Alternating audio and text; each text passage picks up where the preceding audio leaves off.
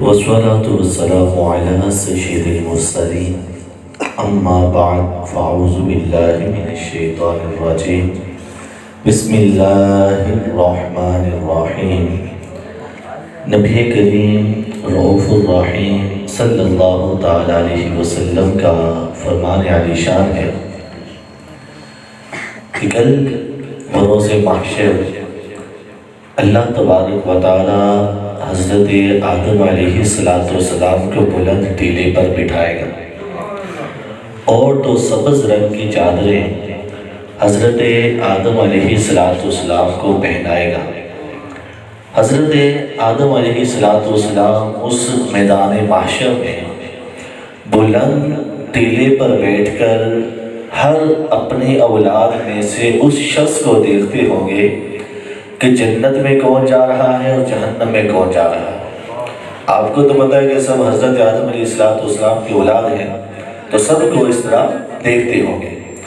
کچھ لمحات گزریں گے، کچھ وقت گزرے گا کہ حضرت آدم علیہ السلام کی نظر حضور علیہ السلام کے ایک امتی پر پڑے گی۔ فرشتے اس امتی کو پکڑ کر جہنم کی طرف لے جا رہے ہوں گے۔ حضرت آدم علیہ السلام پکاریں گے یا محمد یا محمد یا محمد صلی اللہ علیہ وسلم۔ حضور علیہ السلام فرمائیں گے یا ابا البشر، اے ابو البشر کیا وجہ ہے، کیوں پکارتے ہو؟ حضرت آدم علیہ السلام کہیں گے کہ اے محمد صلی اللہ علیہ وسلم دیکھیں وہ آپ کا امتی ہے لیکن فرشتے لے جا جہنم کی طرف رہے ہیں۔ امتی آپ کا ہے، فرشتے جہنم کی طرف لے جا رہے ہیں۔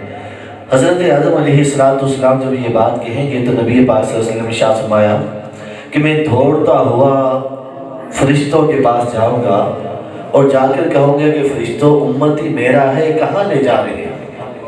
عرض کریں گے کہ یا رسول اللہ صلی اللہ علیہ وسلم ہم اللہ کے حکم کے پابند ہیں، رب نے ہمیں ایک رول قانون دیا ہے کہ جس کے گناہ زیادہ ہو جہنم میں ڈال دو، جس کی نیکیاں زیادہ ہو جنت کی طرف بھیج دو۔ تو ہم نے میزان عمل قائم کیا یا رسول اللہ، اس میزان عمل پر جب اس بندے کے اعمال کا وزن کیا تو گناہ ہی گناہ تھے، نیکیاں نہ ہونے کے برابر تھی۔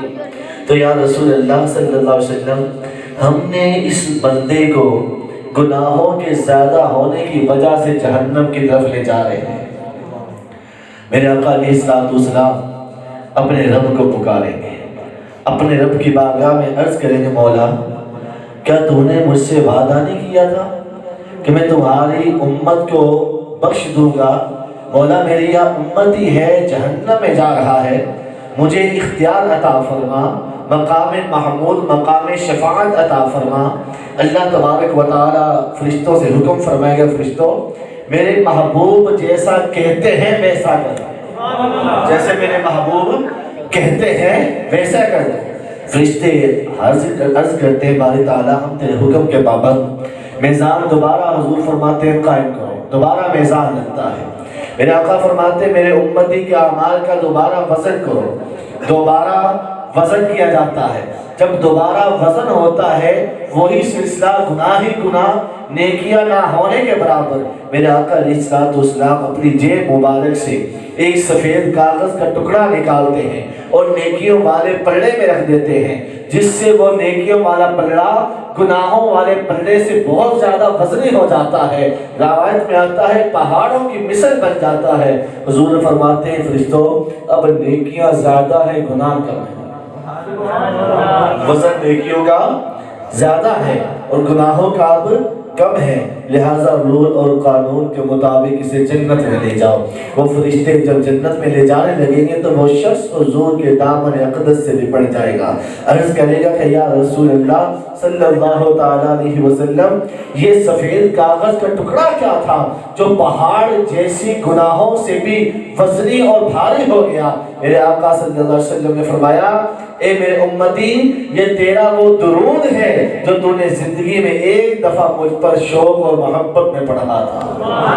تو میرے بھائیوں پتہ چلا کہ حضور کی ذات اقدس پر ایک مرتبہ بھی درود پڑھ دیا جائے اخلاص کے ساتھ تو نجات اور بخشش کا ذریعہ بن جاتا ہے۔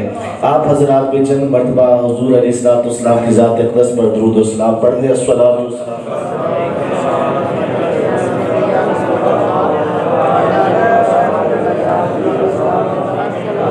والسلام علیک یا رسول اللہ وعلی آلک واصحابک یا حبیب اللہ۔ میرے محترم سامعین کرام، یہ جو ابھی آپ نے روایت سماعت کی کہ اللہ تعالیٰ حضرت آدم علیہ السلام کو 2 چادریں پہنا کر ٹیلے پہ بٹھا دے گا، اور پھر حضرت آدم علیہ السلام حضور علیہ السلام کو پکاریں گے، شفاعت کا مقام آئے گا۔ یہ مقام شفاعت وہ مقام ہے جو اللہ اپنے نبی محبوب صلی اللہ علیہ وسلم کو عطا فرمائے گا۔ اور اسی مقام کے بارے میں آپ نے سنا ہوگا کہ عرش کے اوپر ایک کرسی ہے، عرش کے اوپر ایک کرسی ہے۔ حدیث میں آتا ہے میرے آقا علیہ السلام نے ارشاد فرمایا، اس عرش پر جو کرسی ہے، رب جب مجھے اس کرسی پر بٹھائے گا وہ مقام شفاعت ہوگا، وہ مقام محمود ہوگا۔ لیکن مسند احمد بن حنبل کی حدیث میں آتا ہے میرے آقا علیہ السلام نے ارشاد فرمایا، کل بروز محشر جب قیامت قائم ہوگی، نفسی نفسی کا عالم ہوگا، اور 70,000 فرشتے میری قبر پر مجھے لینے کے لیے حاضر ہوں گے، تو میں ان 70,000 فرشتوں کے جھرمٹ میں جب میدان محشر پہنچوں گا، دیکھوں گا کہ میری امت کھڑی ہے، اور کسی کا حال یہ ہے کہ 1.25 میل پر سورج ہے، وہ اپنے پسینے میں غوطے کھا رہا ہے، کسی کا پسینہ گھٹنوں تک ہے، کسی کا لاف تک ہے، کسی کا کندھوں تک ہے، ہزاروں سال بیت گئے ہوں گے، صرف اور صرف اس انتظار میں کھڑے ہیں کہ رب تبارک و تعالی ہمارا حساب کب شروع کرے گا، صرف اس انتظار میں کھڑے ہیں۔ یہاں ذہن میں سوال آ سکتا ہے کہ بھائی جب حضور قیامت کے روز ہی قبر سے ظاہر ہوں گے، تشریف لائیں گے، تو بقیہ لوگ 1000 سال پہلے پہنچ جائیں گے؟ نہیں، میرا رب جس کے لیے چاہتا ہے زمانے کو پھیلا دیتا ہے، جس کے لیے چاہتا ہے زمانے کو سکیڑ دیتا ہے۔ جب حضرت عزیر علیہ السلام کا گزر ایک بستی کے قریب سے ہوا نا، دیکھا کہ بستی چھت سمیت دھنسی ہوئی ہے، پوچھا مولا تو اس بستی کو کیسے اٹھائے گا؟ اللہ تبارک و تعالیٰ نے حضرت عزیر علیہ السلام پر اور ان کے ساتھ جو گدھا تھا جس پر تشریف فرما تھے، اس پر موت کو، نیند کو طاری کر دیا۔ کھانا بھی صاف تھا، تر و تازہ۔ جب حضرت عزیر علیہ السلام اٹھے تو اللہ نے فرمایا، کب لبثتا، اے عزیر تو کتنا عرصہ رہے گا؟ کہا مولا صبح سویا تھا، شام کو اٹھ گیا۔ صبح سویا تھا، اللہ نے فرمایا اپنے گدھے کی طرف دیکھ۔ جب گدھے کی طرف دیکھا تو اس کی ہڈیاں بھی کل سڑ گئی تھی کہ حضرت عزیر پر زمانہ مختصر ہو گیا، لیکن گدھے پر زمانہ ہزاروں مدتوں پھیل گیا، کئی سال کی گزر گئے۔ تو رب قادر ہے، کسی پر زمانہ پھیلا دے، کسی پر زمانے کو روک لے۔ تو یہ جو لوگ ہوں گے، امتیں ہوں گی، یہ اللہ کی بارگاہ میں اس انتظار میں کھڑے ہوں گی کہ مولا جلدی جلدی حساب کتاب شروع کر دو۔ آپ کو پتا ہے کہ انتظار بھی ایک عذاب ہے۔ جون جولائی کا مہینہ ہو رہا تو روڈ پہ کھڑے ہو کے کسی کا 2 منٹ انتظار کرنا پڑ جائے، اگر ٹھکانے آ جاتی ہے۔ ایسا ہے کہ نہیں رانا صاحب؟ ایسا ہے نا، 5 منٹ کھڑے ہو کے انتظار کرنا پڑ جائے، یا فلاں دوست آ رہا ہے اور جون جولائی کا مہینہ روڈ ہو تو عقل ٹھکانے آ جاتی۔ مجھے بتائیں میدان محشر ہو، 1.25 میل پر سورج آگ برسا رہا ہو، یہ مٹی کی زمین، مٹی کی نہیں تانبے کی بنا دی گئی ہو، تو اس وقت کئی سال، 1000 سال انتظار کرنا پڑے تو کیا عالم ہوگا، اور کتنا بڑا عذاب ہوگا جب یہ سارے افراد اللہ کی بارگاہ میں منتظر ہوں گے، مولا حساب شروع کر، مولا حساب شروع کر، لیکن حساب شروع نہیں ہو رہا۔ میرے آقا کی سواری آئے گی، 70,000 فرشتوں کے جھرمٹ میں آئے گی۔ میرے آقا آگے جب اپنی امت کو دیکھیں گے تو سب سے پہلے عرض کریں گے، یا ربی عجل حسابہم، اے مولا میری امت کا جلد سے جلد حساب کتاب شروع کر دے۔ یہ حساب کتاب سب سے پہلے جو شروع ہوگا، خدا کی قسم مصطفیٰ کی شفاعت سے شروع ہوگا۔ یہ لوگ بعض ذہن میں آتا ہے نا یہ حضور کا فائدہ کیا ہوگا، شفاعت کیا ہوگی، یہ کیا ہوگا؟ بروز محشر انتظار جو ختم ہوگا اور حساب کتاب شروع ہوگا، یہ بھی حضور کی شفاعت کے ذریعے سے ہوگا۔ پھر میرے آقا علیہ الصلوۃ والسلام اس سے پچھلی باتیں شاہ فرماتے صحیح بخاری کے اندر فرماتے جب قیامت قائم ہوگی نا، تمام اولین آخرین حضرت آدم سے لے کر قرب قیامت جتنے لوگ آئیں گے سب تھوڑے تھوڑے حضرت آدم علیہ السلام کے پاس جائیں گے، کہیں گے اے آدم علیہ السلام آپ تو ابو البشر ہیں، آپ تو تمام انسانوں کے باپ ہیں، آپ ہماری شفاعت کریں۔ حضرت آدم کہیں گے لست لہا، نہ آج میں تمہاری شفاعت نہیں کر سکتا، تم جاؤ حضرت نوح کے پاس جاؤ، وہ نجی اللہ ہیں، اللہ نے ان کو نجات عطا فرمائی ہے۔ تمام اہل معاشر تھوڑے تھوڑے حضرت نوح کے پاس آئیں گے، آ کر کہیں گے اے نوح علیہ السلام انت نجی اللہ، آپ تو نجی اللہ ہیں، آپ ہماری مدد کریں، ہماری رب کی بارگاہ میں شفاعت کریں، تانبے کی تہرتی زمین پر کھڑا نہیں ہوا جا رہا۔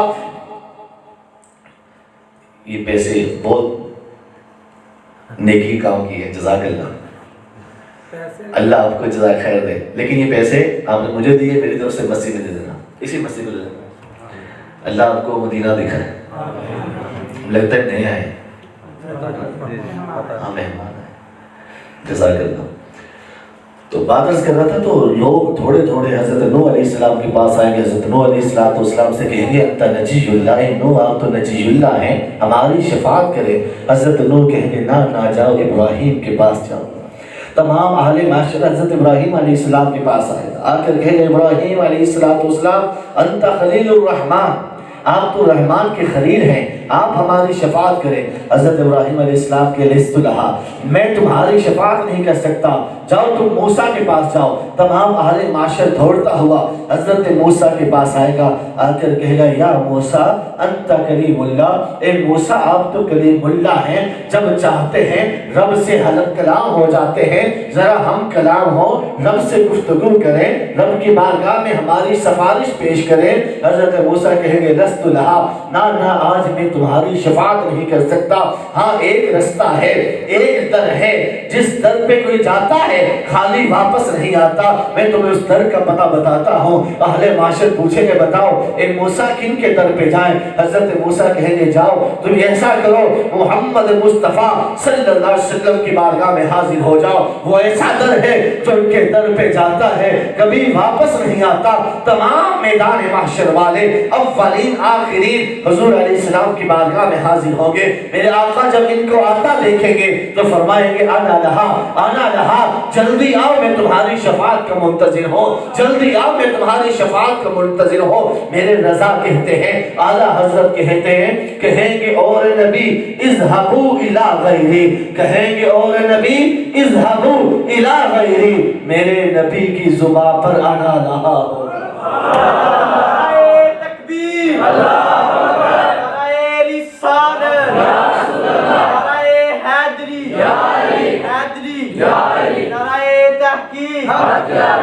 تاجدار ختم نبوت زندہ باد، تاجدار ختم نبوت زندہ باد، لبیک لبیک یا رسول اللہ، لبیک لبیک لبیک یا رسول اللہ، لبیک لبیک لبیک یا رسول اللہ۔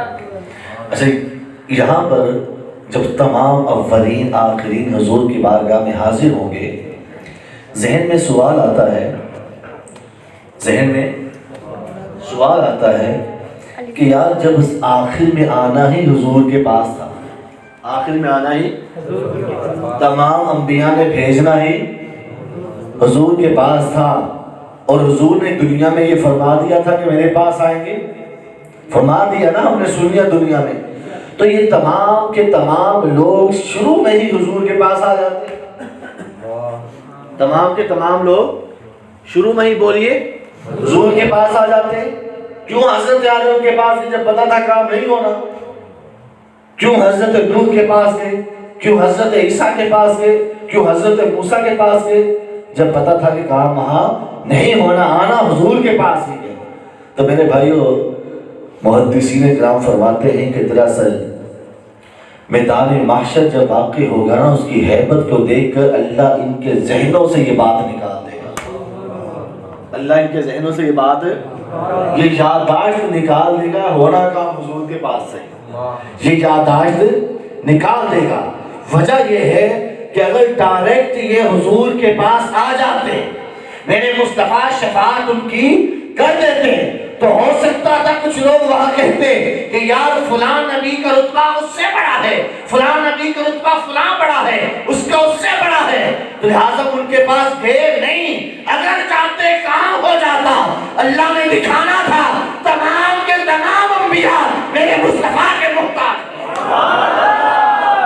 جب انبیاء میرے مصطفیٰ کی طرف ریفر کرتے ہیں، ان کی طرف بھیجتے ہیں، تو اے لوگوں تمہاری کیا جرأت میرے مصطفیٰ سے خالی ہو جاؤ۔ تمام لوگوں کو یہ بتانا مقصود تھا رب تعالیٰ کا کہ اپنی آنکھوں سے دیکھ لو، اپنی آنکھوں سے دیکھ لو، ہے خلیل اللہ کو حاجت رسول اللہ کی، ہے خلیل اللہ کو حاجت، میرے رضا کہتے ہیں خلیل اللہ کو حاجت رسول اللہ کی۔ اللہ نے یہ دکھانا تھا کہ یہ سید الانبیاء ہیں، یہ امام الانبیاء ہیں، کہ جن کی طرف خود انبیاء آتے ہیں، جن کی طرف خود انبیاء آتے ہیں۔ میرے آقا اعلیٰ حضرت امام اہل سنت اس حدیث کو فتاوی رضویہ میں بخاری کے حوالے سے کوٹ کرتے لکھتے ہیں کہ حضور علیہ السلام جب شفاعت کریں گے تو شفاعت کا حال یہ ہوگا کہ ایسا نہیں کہ میرے آقا علیہ السلام ایک دفعہ کہیں گے سب جنت میں چلے جائیں، سب جنت میں چلے جائیں، نہ، حضور کی جو امت سے محبت ہے رب نے وہ بھی دکھا دی۔ تم جو درود و سلام پڑھتے رہے ہو، تم جو نعتیں پڑھتے رہے ہو، تم جو نعتیں سنتے رہے ہو، تم جو بیان کرتے اور سنتے رہے ہو، میرے مصطفیٰ کی ذکر کی محفلیں سجاتے رہے ہو، میرے مصطفیٰ کی محبت کے گن گاتے رہے ہو، ذرا یہ بھی تو دیکھو میرے مصطفیٰ کی تم سے محبت کیسی ہے، ذرا یہ بھی تو دیکھو میرے مصطفیٰ کی تم سے محبت کیسی ہے۔ روایت میں آتا ہے جب میرے آقا علیہ السلام دنیا میں تشریف لائے نا تو آپ کے ہونٹ مبارک ہل رہے تھے، آپ کے ہونٹ مبارک ہل رہے تھے۔ حضرت آمنہ فرماتی میں نے کان لگایا، سنا تو آواز آ رہی تھی یا ربی امتی، اے مولا میری امت میرے حوالے کر، اے مولا میری امت میرے حوالے کر دے۔ اور جب میرے آقا کو قبر میں اتارا گیا تو آپ کے ہونٹ مبارک ہل رہے تھے۔ حضرت مخول کہتے ہیں میں نے اپنا کان حضور کے ہونٹ کے پاس رکھ دیا کہ حضور کیا فرما رہے ہیں۔ خدا کی قسم قبر میں بھی حضور کی لحظ میں بھی یہی آواز آ رہی تھی، یا ربی امتی، مولا میری امت میرے حوالے کر دے۔ دنیا میں آئے تو امت کو یاد کیا، دنیا سے گئے تو امت کو یاد کیا، اور پھر اس کا ظاہری مظہر دکھانے کے لیے میرے کریم رب عز و جل نے بروز محشر میں میدان محشر کو قائم کیا۔ مجھے بتائیں، ذہن میں سوال ہے، اللہ میدان محشر قائم کرے گا، حضور شفاعت کریں گے اتنے دنوں کی، وہ جنت میں چلے جائیں گے، بقیہ جہنم میں، ایسے ہی ہوگا نا؟ بولتے نہیں ہو، کوئی اور بات تو نہیں سنی نا آپ لوگوں نے؟ کیا ہوگا جی؟ میدان محشر قائم ہے، سارے دنیا جمع ہوگی، انبیاء جمع ہوں گے، سمجھ گئے؟ اس کے بعد اللہ تبارک و تعالیٰ حضور علیہ السلام سے فرمائے گا شفاعت کریں، حضور شفاعت کریں گے، اتنے بندے جنت میں چلے جائیں گے، بقیہ افراد گزشتہ امتوں کے بدکار کہاں چلے جائیں گے؟ جہنم میں۔ ایسے ہی نا؟ بولتے نہیں ہو، ایسے ہی سنا ہے؟ مجھے بتائیں، جب اتنوں نے جنت میں جانا تھا، اتنوں نے جہنم میں جانا تھا، اللہ قبر سے نکالتے اتنوں کو جنت میں بھیج دیتا، اتنوں کو جہنم میں بھیج دیتا۔ بات سمجھے؟ نہیں سمجھے گا؟ جب جنتی متعین تھے یہی افراد جنتی ہیں، حضور شفاعت کرنے چلے جائیں گے، یہ افراد جہنمی ہیں، اللہ اتنا لمبا پروسیزر کہ سارا میدان معاشر حضرت آدم کے پاس جائے گا، پھر دوسرے نبی کے پاس، پھر تیسرے نبی کے پاس، پھر گھومتا گھماتا ہوا، پھرتا پھراتا ہوا حضور اقدس کی خدمت اقدس میں حاضر ہوگا، پھر شفاعت کرے گا، جنت میں جائے گا۔ اللہ شروع سے ہی قبر سے نکالتے ہی ان کو جنت میں بھیج دیتا، جن کے جانا تھا، جنہوں نے جہنم میں جانا تھا ان کو جہنم بھیج دیتا۔ یہ انبیاء کو بیچ میں لا کر شفاعت کا پروسیزر کروانا، بات سمجھ میں آتی ہے؟ اس کا فائدہ کیا تھا؟ امام راضی لکھتے ہیں خدا کی قسم اس کا فائدہ فقط اور فقط یہ تھا کہ پوری کائنات کو دکھانا مقصود تھا، اے کل کائنات تمہارے اولین بھی دیکھ لیں، تمہارے آخرین بھی دیکھ لیں، یہ جو میدان محشر سجایا ہے فقط اور فقط مصطفیٰ کے دیدار اور محبوب کے جلوہ نمائی کے لیے، صرف اس چیز کو دکھانے کے لیے، کیونکہ ہو سکتا تھا اگر سیدھا سیدھا جنت میں چلے جاتے، سیدھا سیدھا جہنم میں چلے جاتے، تو یہ جو لوگ مولوی یہاں مناظرہ کرتے ہیں، حضور شفاعت نہیں کر سکتے، حضور کچھ دے نہیں سکتے، کسی کا کوئی بھلا نہیں کر سکتے، کسی چیز کے اختیار نہیں رکھتے، تو یہ لوگ وہاں جا کر بھی یہی کچھ کہتے۔ اللہ نے دکھا دیا، اے لوگوں یہ دیکھ لو، گناہوں کی بنا پر لوگ جہنم میں گئے ہیں، میرے مصطفیٰ کی شفاعت سے جہنم سے نکل کر جنت میں گئے۔ نعرہ تکبیر، نعرہ رسالت، نعرہ تحقیق، نعرہ حیدری، نعرہ غوثیہ۔ یہ دکھانا مقصود تھا، کہ یہ دکھانا مقصود میرے آقا کی محبت کیسی ہے۔ حضرت انس حضور کی بارگاہ میں حاضر ہوتے ہیں، کہتے ہیں یا رسول اللہ صلی اللہ علیہ وسلم، جب میدان محشر سجا ہوگا، اربوں کھربوں لوگ ہوں گے، یہاں تو 500 بندہ جمع ہو جائے، اپنا مطلوبہ بندہ تلاش کرنا مشکل ہو جاتا، ہوتا ہے نہیں ہوتا؟ وہ جمعوں کے اندر بندہ نہیں پہچانے جاتے، ایسا ہے کہ نہیں؟ 5000 ہو جائے، پھر اور 5 لاکھ ہو جائے۔ کوئی حج کرنے گیا آپ میں سے؟ حج کرنے کوئی گیا ہے آپ میں سے؟ اللہ سب کو توفیق، سب کو حاجی بنا دے، حضور کے میلاد کے صدقے سب کو حاجی بنا دے۔ وہاں بھی ساتھی بچھڑ جائے نا تو ڈھونڈنا بڑا مشکل ہو جاتا ہے۔ جب میں پہلی دفعہ عمرے بھی گیا 2010 میں بھی پہلی دفعہ گیا، والدہ بھی پہلی دفعہ گئی۔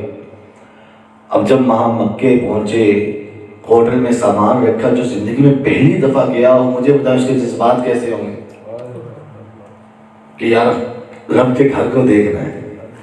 تو میں، میری والدہ، سامان رکھا، کمرے کو لاک کیا، ہم چل پڑے کہ رب کا گھر کعبہ دیکھیں، طواف کریں، آنسو بہائیں، روئیں، گناہوں کی معافی طلب کریں۔ گئے، بے خودی میں گئے، وہاں جا کے بچھڑ گئے۔ عشاء ٹائم پہنچے تو فجر کے بعد کہیں جا کے ملے، یعنی اتنا رش کے اندر ازدحام ہو جاتا۔ مجھے میدان محشر جہاں اربوں لوگ ہوں گے، کب سے دنیا قائم ہے، کب سے لوگ مر گئے، قیامت نہ جانے کب آئے گی، ان ارب کھرب، اس سے بھی زیادہ 1.5 ارب تو اب مسلمان ہیں، 1.5 ارب کروڑوں بیش اب اس وقت مسلمان ہیں، بقیہ قوموں کے علاوہ۔ تو شروع سے لے کے آخر تک سارے ملائے جائیں تب حال کیا ہوگا؟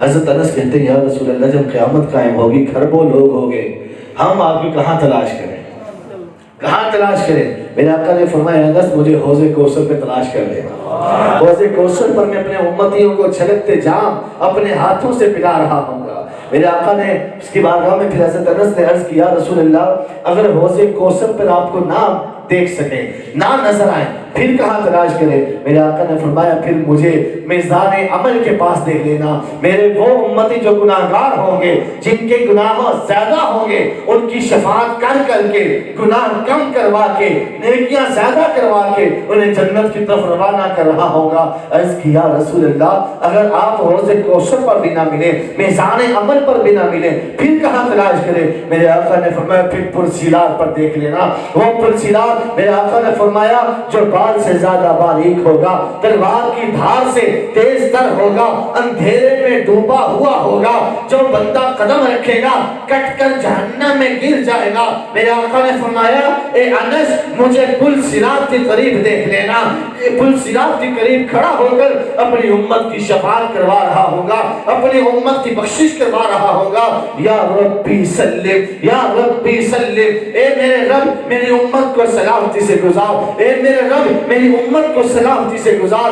یہ میں دعائیں کر کر کے پل صراط عبور کروا رہا ہوگا۔ حضرت انس عرض کرتے ہیں یا رسول اللہ صلی اللہ علیہ وسلم پل صراط تو باریک ہوگا، اندھیرے میں ڈوبا ہوا ہوگا۔ میرے آقا نے فرمایا انس بات ایسے ہی ہے، لیکن میں جس کی شفاعت کروں گا اللہ اس بال والے پل صراط کو چوڑا میدان کر دے گا، اس کو پھیلا دے گا۔ میرے رضا کہتے ہیں، اعلیٰ حضرت کہتے ہیں اے پل صراط مانا کہ تو بال سے زیادہ باریک ہے۔ ایک پل صراط مانا تو اندھیرے میں ڈوبا ہوا ہے، ایک پل صراط مانا کہ تیرے اوپر جو قدم رکھے گا کٹ کے جہنم میں گر جائے گا، لیکن ایک پل صراط یہ بھی تو دیکھ کہ تیرے کنارے کھڑے ہو کر میرے مصطفیٰ صدائیں لگا رہے ہیں، یا ربی سلم یا ربی سلم۔ میرے رضا کہتے ہیں اب تو رضا پل سے وجد کرتے گزریے۔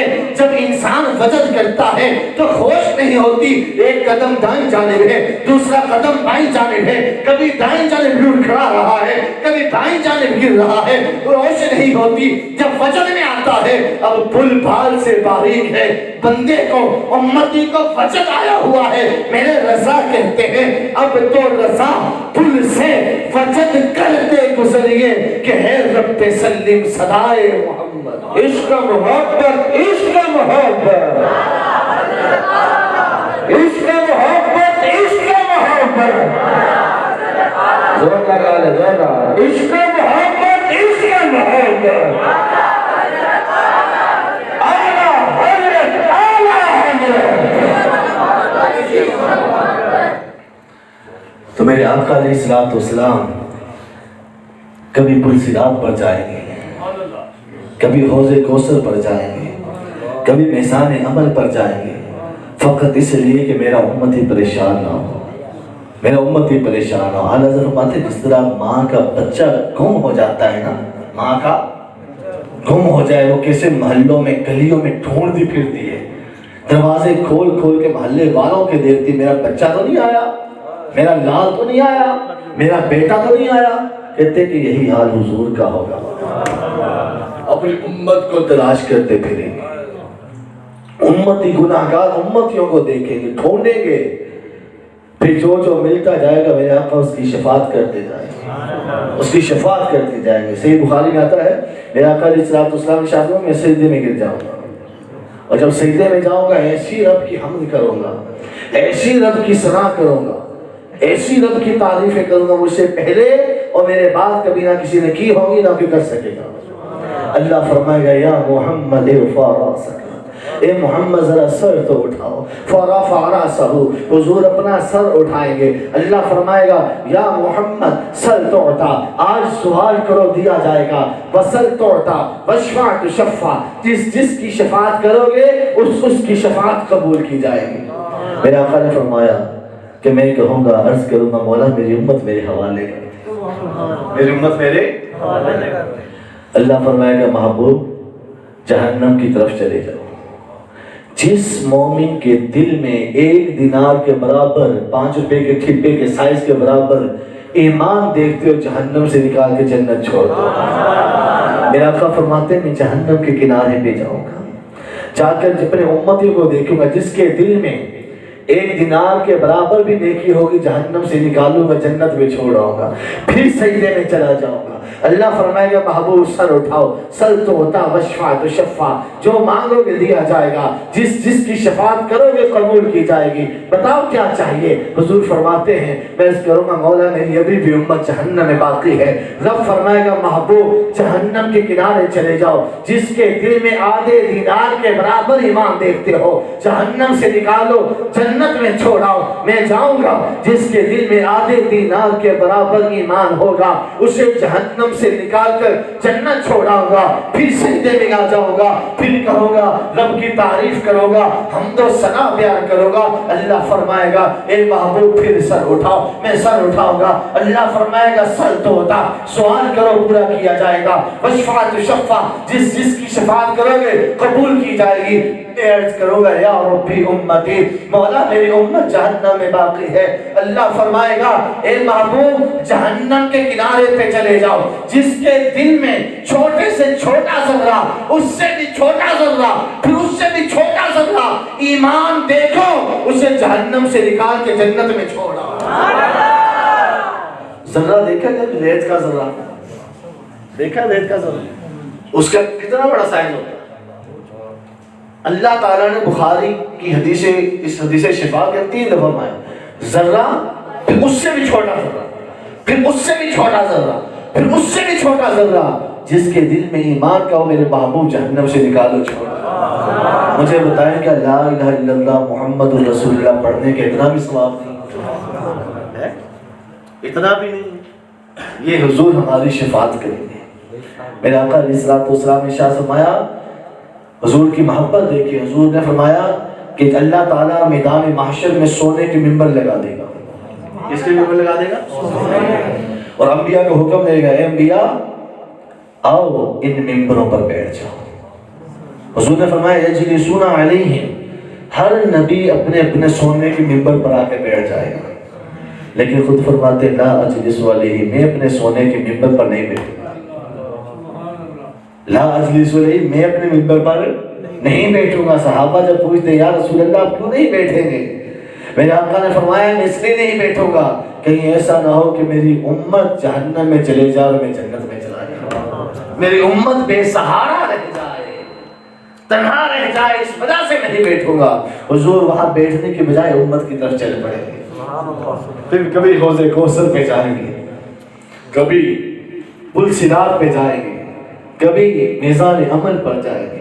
میرے محترم بھائیوں، جو نبی جو نہ بھولے ہم غریبوں کو رضا، جو نہ بھولے ہم بولے جو نہ بھولے ہم غریبوں، ذکر ان کا اپنی عادت کیجیے، ذکر ان کا اپنی عادت کیجیے.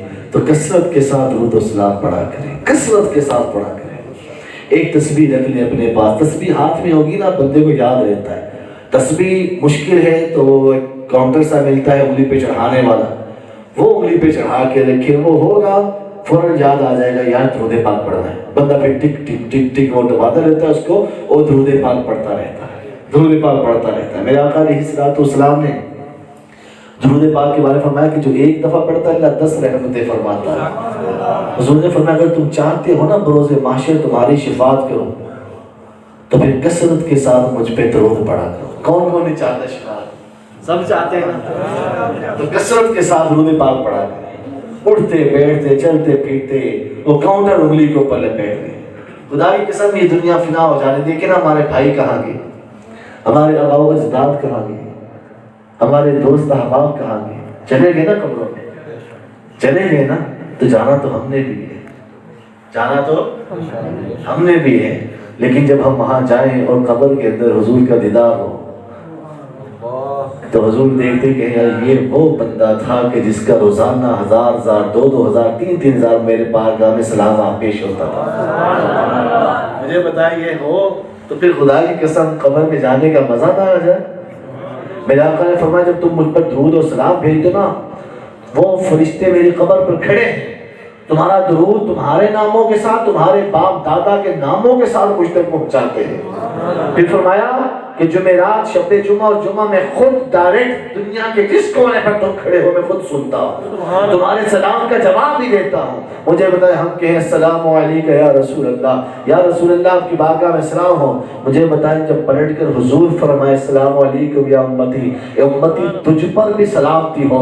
مجھے بتائیں جس پر سلامتی میرے مصطفیٰ ڈال دے اسے جہنم کی آگ چھوئے گی کیا؟ اس کا جہنم سے کوئی واسطہ رہ جائے گا کیا؟ تو میرے بھائی کب نصیب ہوگی جب ہم کثرت کے ساتھ درود پاک پڑھیں گے، کثرت کے ساتھ. حضرت امام جزولی رحمت اللہ تعالی علیہ بہت بڑے ولی گزرے ہیں، مشہور بزرگ گزرے ہیں. جا رہے تھے، راستے میں نماز کا ٹائم ہوا، پانی کا کنواں نظر آیا، چاہا کہ وضو کر لو لیکن کنویں کا پانی نیچے تھا، ڈھول نہیں تھا. اب پریشان کھڑے وہاں کہ پانی اوپر کیسے آئے، ڈھول بھی نہیں ہے، پانی اوپر کیسے آئے. پریشان کھڑے ہیں. قریب گھر کی چھت پر ایک بچی کھڑی تھی. کہا کہ آپ کا نام کیا ہے؟ کہا میں جزولی ہوں، سلمان جزولی. کہا کہ آپ کا نام کے ٹنکے پوری دنیا میں بج رہے ہیں، آپ کی ولایت کے چرچے پوری دنیا میں ہیں، تو آپ پریشان بھی کھڑے ہیں.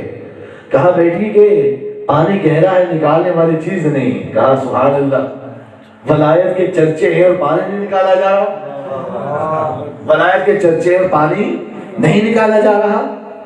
تو وہ بیٹی چھت سے اتر کے آتی، چھوٹی بچی، کچھ منہ میں پڑتی ہے، اپنا تھوک کنویں میں ڈال دیتی ہے، کنواں جوش مار کے پانی ابل کے باہر آ جاتا ہے. حضرت سلمان جزولی حیران کہ بیٹا یہ پانی کیسے باہر آ گیا، کیا پڑھ کر دم دیا؟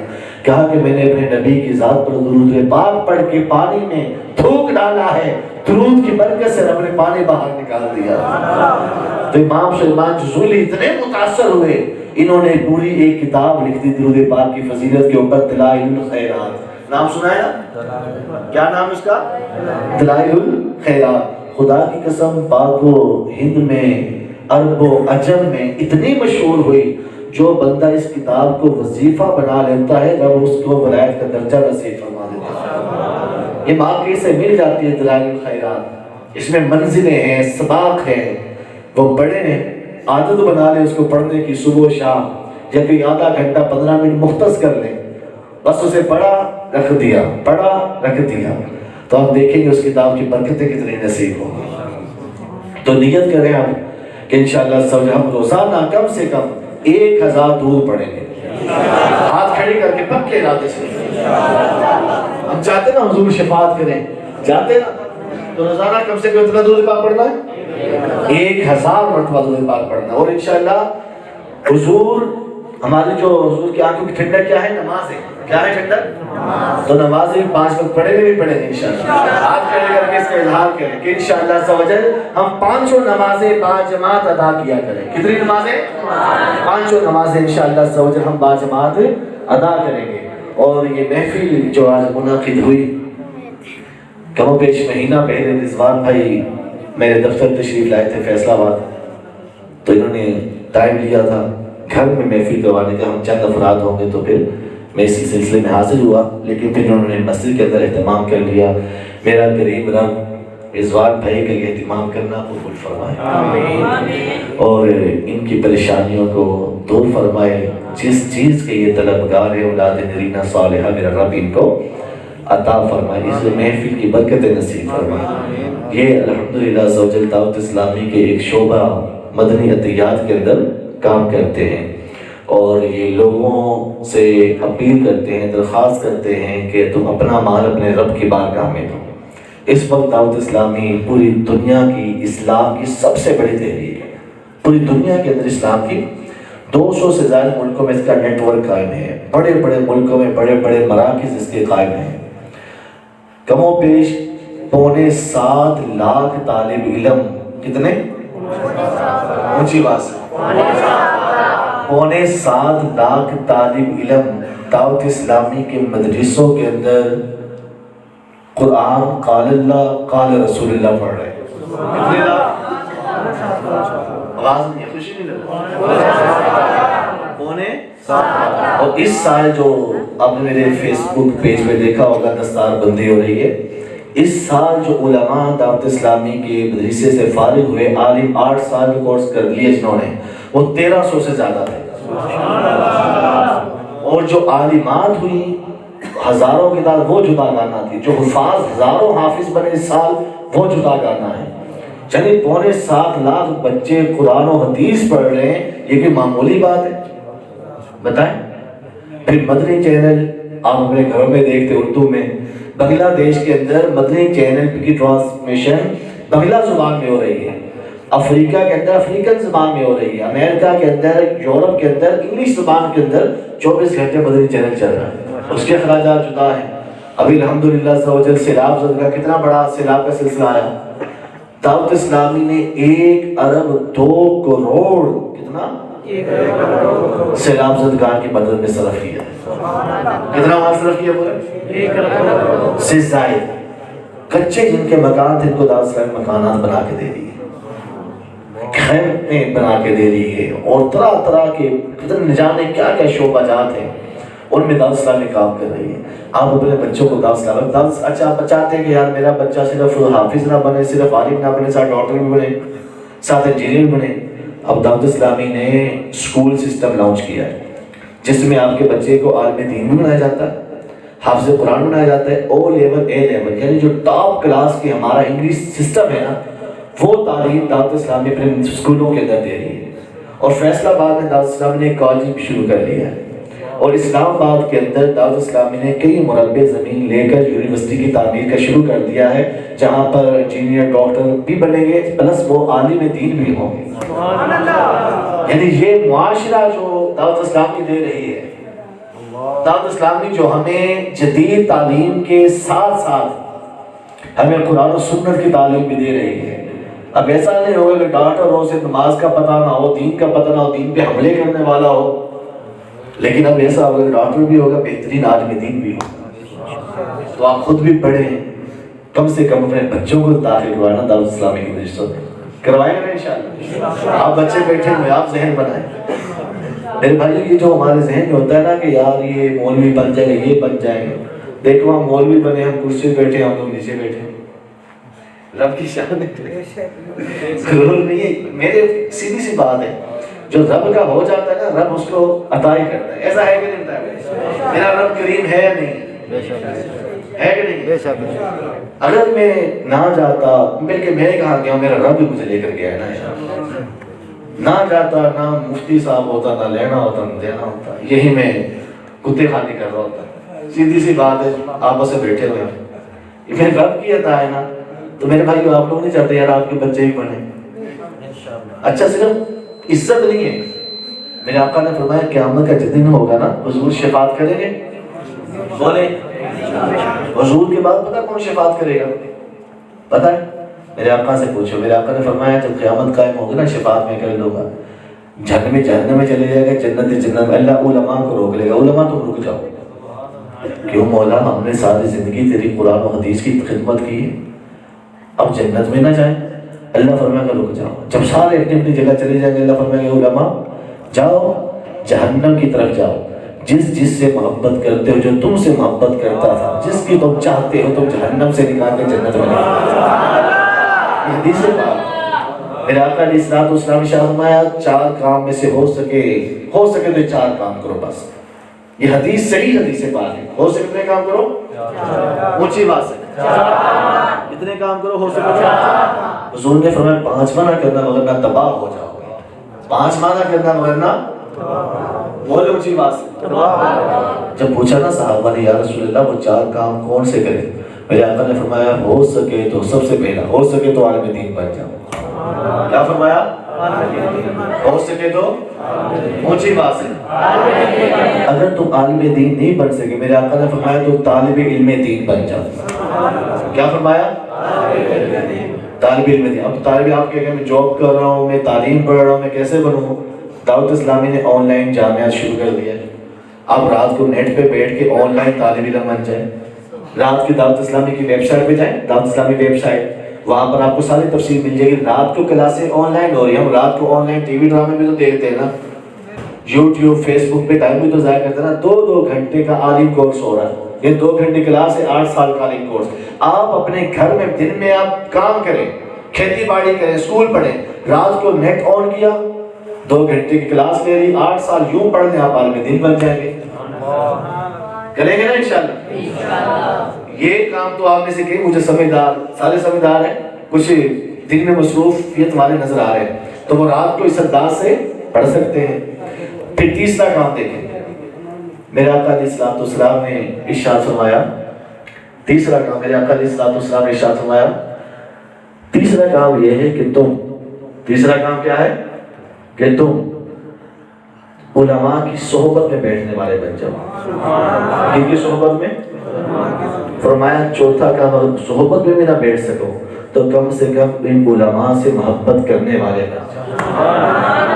یہ 4 کام میں سے ہو سکے تو کر لو، 5واں نہ کرنا ورنہ ہلاک ہو جاؤ گے.